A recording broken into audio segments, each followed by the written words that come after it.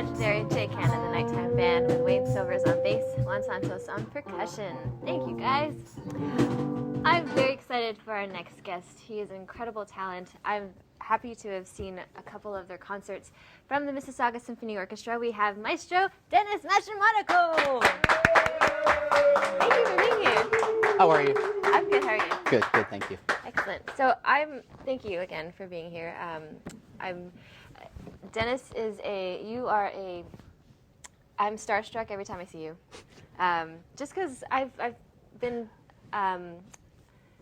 thankful to have seen a couple of the concerts, and it's just, you guys have such a great time, and it's nice that Mississauga has MSO here at the Living Arts Center. So. Thank you. We're fortunate to have the resources, the theater, and the people behind the scenes to do what we do at the Mississauga Symphony. Absolutely. So you're the musical director and the conductor. Yes. There is a couple events happening at the end of the month and at the end of the season. You have a really cool event, which I'd like to talk about first. Sure. The Star Wars event. It's a multimedia event. Yeah, it's more of an interactive event. First of all, we'll say it's Star Wars, the music of Star Wars in concert, as we can't actually show any film footage. Right. And so we're making it sort of an interactive dialogue, shall we call it, with the audience. So costumes, both with orchestra and myself, yes. Yeah, I won't give away what I'm coming out, but I am growing out. As you can see, this is growing out a little bit in the hair, so you'll expect a costume that I'll be in. And lightsabers in the whole bit, some lights and sound and special effects, and the music from Star Wars, which for those fans of the movies, you know, the drama and the acting is one thing and the storyline, but really the music is what puts it over the top. It's fantastic music from all 6 episodes, and we do have a little bit from the new Force Awakens soundtrack as well. So some really stellar, all the highlight, all the favorites. You know, you can from Darth Vader's Imperial March to, of course, the main title and Anakin's theme and Luke and Leia's themes. Everything is there. Right. Even the Cantina band. You know that scene from Star Wars, the 4th one. Okay. The little group playing in the cantina there. So we've got all that. Wow. They won't dress up as the strange aliens, but. Everything else. It'll be a fun show geared towards family and obviously not symphonic lovers, but people that love the series, the film, and the franchise, and the music from it. Right. And how was it working with John Williams' music? Yeah, the John Williams scores are difficult. They call them signature series because you can actually buy the John Williams movie music straight off the film. So it's basically what you would hear right off the soundtrack. Okay. And he has the fortune of using things like the London Symphony Orchestra, one of the world's finest orchestras. So we're replicating it, and it's sounding really good. We literally just started rehearsing for it.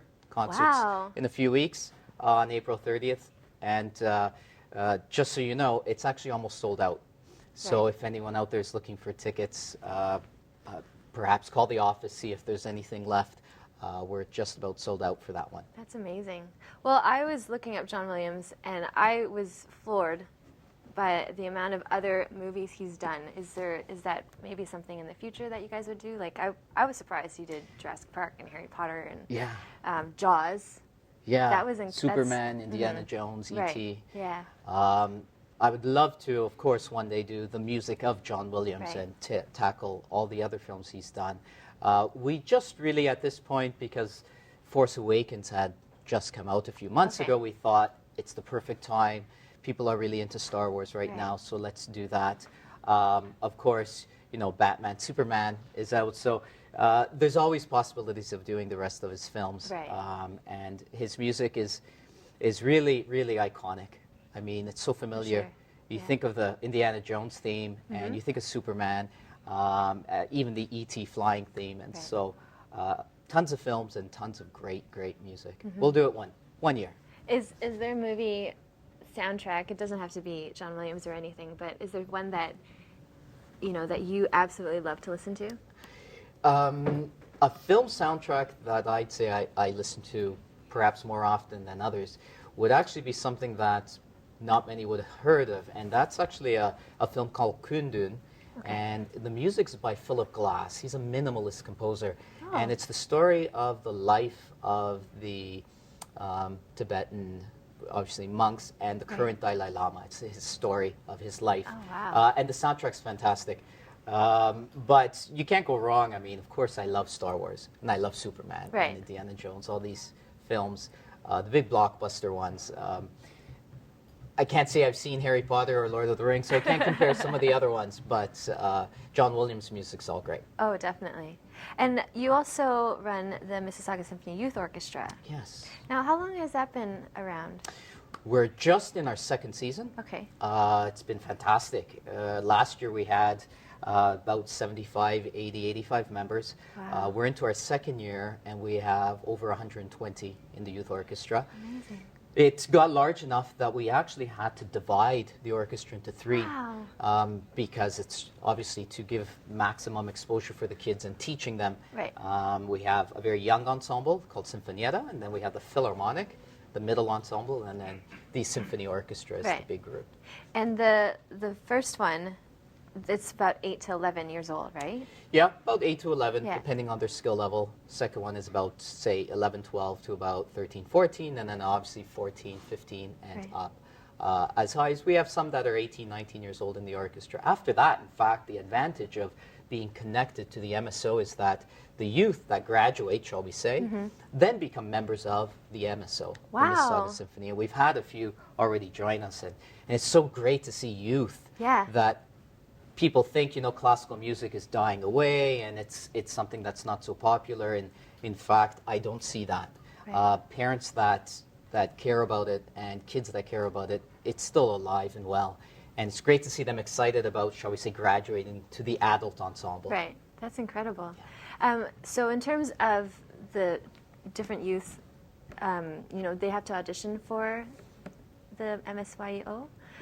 Do you have any tips, just in case any of our audiences, you know, just wants to be a part of it? Do you have any tips for anybody out there that, you know, when they go into the audition? Not at all. The important thing is that preparation is the key. Obviously, come in prepared. But beyond that, we're a very, very gentle audition to go through. It's not, shall we say, mean at all. I mean, they come in, they sit down. We're very casual about it. And we try to make them feel really comfortable. If they're prepared and they come in, they do their best. We take into effect, into comparison, their background, their age, and not many really get turned away because of their skill level. So we can make room for a lot of people. We have the capacity for it because we have the instructors and the building. We're at the Living Arts Center, and it's a large building, so it gives us space to, shall we say, grow a little bit more. Amazing. Yeah, it's fantastic. And partner with that, you have a fundraiser coming up April 24th? April 24th is called Fiesta MSO. It's part of our initiative also is to begin a fundraiser.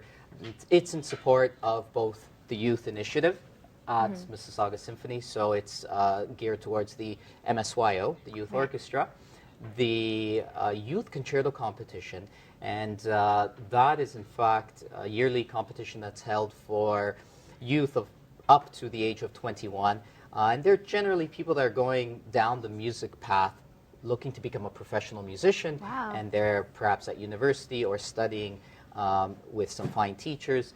For example, the person that just won this year, incredible player, he will also actually be performing a concerto with the MSO in the fall, and we have obviously 3 winners and some finalists that I find places for them to perform. Oh, that's so great. So that's the second initiative, and outreach to bring music into the schools, classical music, by way of mentorship programs or small performances. Amazing. Yeah. That's awesome. So they can go online, learn more about Mississauga Symphony Orchestra, and please support the MSO and MSYO. Thank you so much, Dennis, for being here on the show with us again. Pleasure. Always a pleasure. Take it away, Jay Kana, the Nighttime Band.